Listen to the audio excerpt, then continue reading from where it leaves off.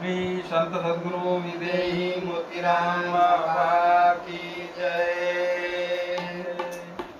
श्री संत सद्गुरु विदेही मोतीराम बाबा यांच्या कृपा प्रसादाने मला काव्य लिहिण्याची संधी लागली। माझ्या 6 पुस्तका प्रकाशित आहेत। त्यातील मोतीराम बाबा ज्ञानामृत या पुस्तकातील अभंग मी कवी गायक सुभाष धकाते तुमच्या समोर सादर करीत आहे। हा अभंग आवडल्यास लाईक करा, शेअर करा आणि सबस्क्राईब करा।